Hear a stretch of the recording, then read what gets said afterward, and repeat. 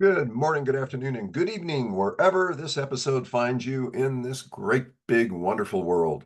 Hi, I'm Dana Scranton, and this is 8-Minute Wisdom.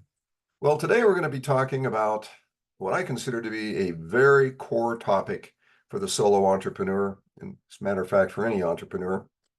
And of course, we are departing now from our series on The Game Has Changed, put on by Tony Robbins and Dean Graziosi. So I hope you watched those takeaway videos of mine and gleaned some useful information from them. So one of the challenges that we as solo entrepreneurs have is staying focused on what matters in our business. Now, on the one hand, it's very easy. On the other hand, being a solo entrepreneur means you can distract yourself with an infinite number of thoughts, of ideas, of concerns, and so forth.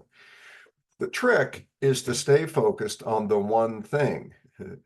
And to me, the one thing derives from the definition of an entrepreneur. And yeah, I know if you've watched me, followed me, you're going to hear this for the 10 millionth time, but it's important for those who are just tuning in.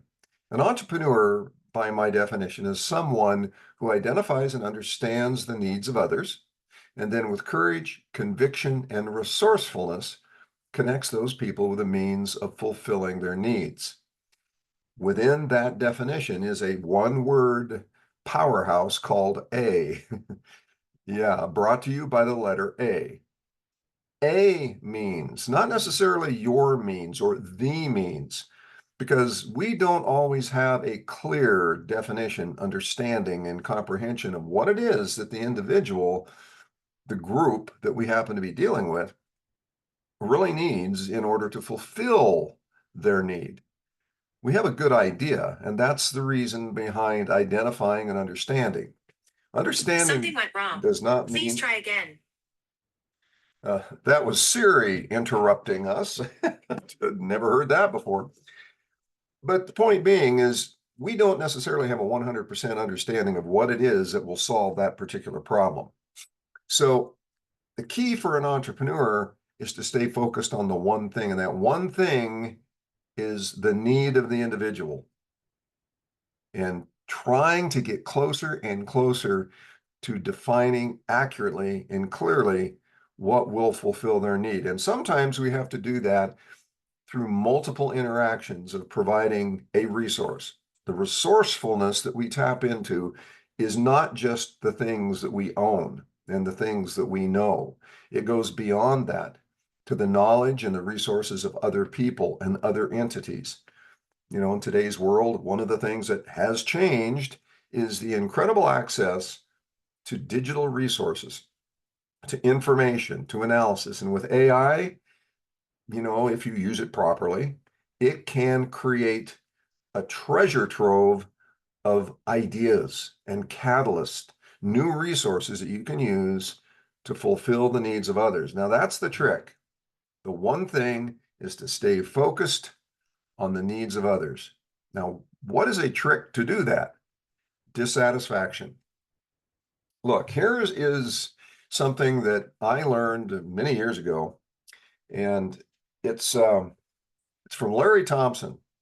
He is a renowned network marketing entrepreneur, started as a carpenter, got into network marketing, and ended up being one of the icons of that particular industry. But his whole idea was finding people who were dissatisfied. Now, I've talked to a lot of people over the years, and I got to tell you, it is a rare individual who isn't dissatisfied with something. Dissatisfaction is something that is either minor to the point where it's just noise in somebody's life, or it's the thing that is occupying their every thought and moment and energy that they've got, and everywhere in between. So when you seek to identify and understand the needs of others, one of the things you're looking for is where are they dissatisfied?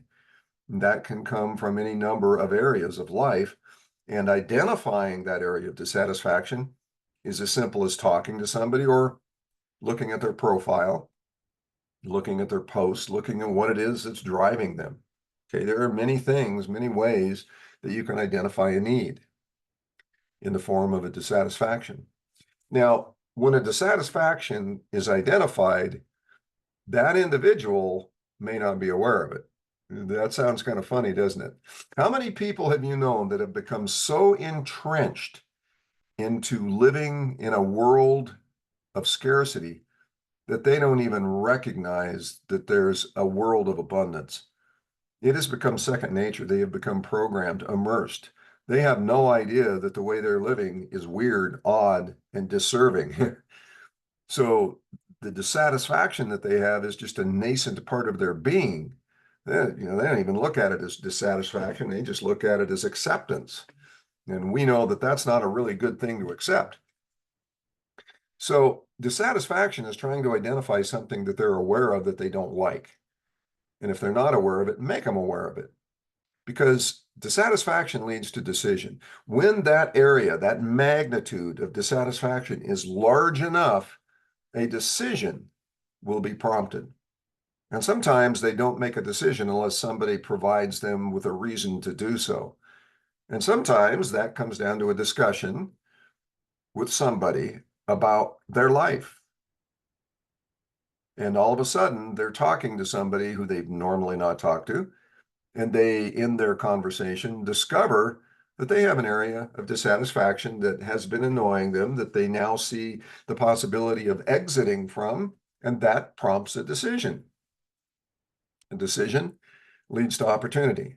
Now, dissatisfaction without a decision is also an opportunity. It's an opportunity to help somebody identify what it is that will move them from where they are to someplace better than where they are. So look for dissatisfaction in the lives of others in the various magnitudes. Have a discussion, develop a relationship, because you are an entrepreneur and your job is to help other people elevate their lives to the point where they too can now help other people elevate their lives. And this exponential process that we get into is a way of improving the world overall and creating a totally different culture. How cool would that be? Yes, that is idealistic, but I firmly believe that the solo entrepreneur is in the best position of any entrepreneur to make that kind of a difference in the world. Well, having said that, thank you for showing up today. And if you're looking at the recording, thank you for watching that. And we will see you out there on that infinite plane, that frontier of opportunity. And of course, in the next episode, take care.